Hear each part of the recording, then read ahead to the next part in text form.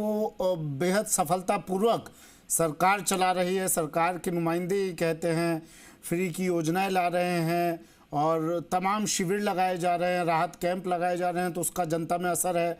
किस तरह से आप सरकार की नाकामी को लेकर जाएंगे जनता के बीच? सरकार तो कह रही है नाकाम है ही नहीं। हम मैं जनता के बीच ये लेके जाऊंगा कि झूठ और लूट की सरकार है। इस सरकार ने जितने वादे किए हैं, ये सारे वादे चुनाव के बाद के वादे हैं कि हम चुनाव जीतेंगे तो कर देंगे।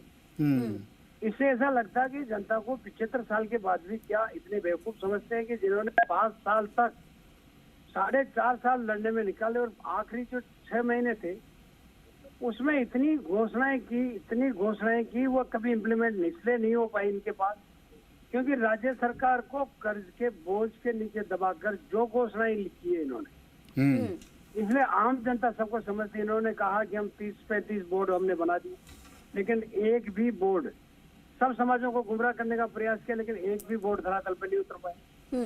इन्होंने कहा हम सारे महिलाओं को मोबाइल बांट देंगे, वो भी ये नहीं बांट पाए।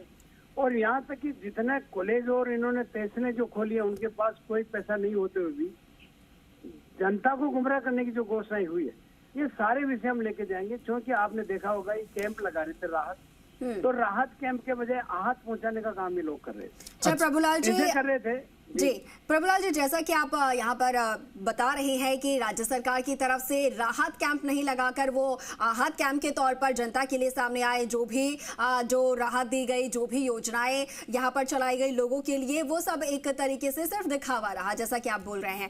लेकिन आप अब जब चुनाव लड़ने जा रहे हैं, अगर आपकी सरकार यहाँ पर आती है तो आपके पास क्या तैयारी है? आप क्या जनता को राहत देने जा रहे हैं? आपकी तरफ से क्या यहाँ पर जनता के लिए योजनाएं होंगी? क्या लाभ आप उन्हें देंगे जनता को? देखिए, हमारा जो मुख्य काम है ना, जो इसका मतलब सीधा ये रहेगा कि politics is the instrument of the social and economic reforms, जो एक फार्मूला है। इसी फार्मूले के आधार पे हम आर्थिक और सामाजिक स्थिति में सुधार हो, और इसके लिए देश के प्रधानमंत्री आदरणीय नरेंद्र मोदी जी ने सृजन से लेकर विसर्जन तक का सहयोग आम जनता को देने का काम पूरे देश में हुआ है। प्रभुलाल जी, एक सवाल का जवाब दीजिए सर। ये पूछिए। किसानों से तो खास लगाव रहा है आपका, जी खास जुड़ाव है, और पिछले दिनों हमने देखा क्या कुछ किसानों के लिए किया गया है सरकार द्वारा। आपकी क्या ऐसी योजनाएं हैं, क्या कुछ आप लेकर जाएंगे किसानों के बीच में? देखिए, हमारा बहुत जल्दी इलेक्शन एजेंडा मैनिफेस्टो हम लोग जारी करेंगे, और उस मैनिफेस्टो में हमारा प्रयास होगा युवा, महिला और किसान रहेंगे।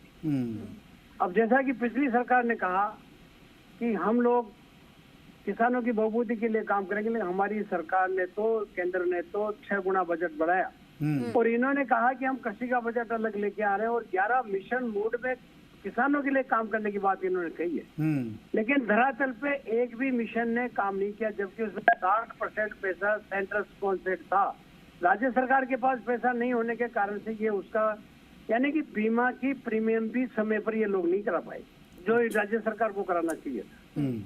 इसलिए सरकार ने पूरा किसानों के साथ, आप देखिए बाजरा सबसे ज्यादा पैदा होता है और इंटरनेशनल मिलेट्स ईयर घोषित किया 2023 को, और जहां बाजरा हमारा लगभग 43 लाख मीट्रिक टन के लगभग प्रोडक्शन होता है, सेंट्रल गवर्नमेंट ने इनको परमिशन दे दी कि आप बाजरा खरीदिए। राजस्थान में एक दाना भी बाजरे का खरीदने का काम इन्होंने नहीं। ठीक है, संक्षिप्त में सर जवाब दीजिए एक लाइन में। जीत तय मान रहे हैं अपनी? देखिए, हम लोग पहले दिन से राजस्थान में 150 से ज्यादा सीट का जीत के आएंगे हम लोग। ठीक है, और हमारा ये प्रयास होगा, हम इन मुद्दों के साथ जनता के बीच में आएंगे। हार जीत का फैसला जनता का, कैंडिडेट का नहीं होगा। ठीक है सर, शुक्रिया अपना कीमती वक्त हमें देने के लिए। प्रभुलाल सैनी जी हमारे साथ फोन लाइन पर जुड़े, टिकट मिल चुका है और अब कह रहे हैं शशि जुड़े हुए हैं मेरे साथ लगातार। निजाम, आपके पास कोई अपडेट हो तो आप भी इशारा करके बता सकते हैं, मैं तुरंत आपको ले लूंगा। शशि, प्रभुलाल सैनी जी को सुना आपने? बिल्कुल सुमित, सुना। प्रभुलाल जी जीत के दावे कर रहे थे, हालांकि इस बार उनकी सीट बदली गई है। पहले अंता से थे, अंता से इस बार कंवरलाल मीणा को पार्टी ने प्रत्याशी बनाया है, लेकिन मुकाबला रोचक होगा ये बात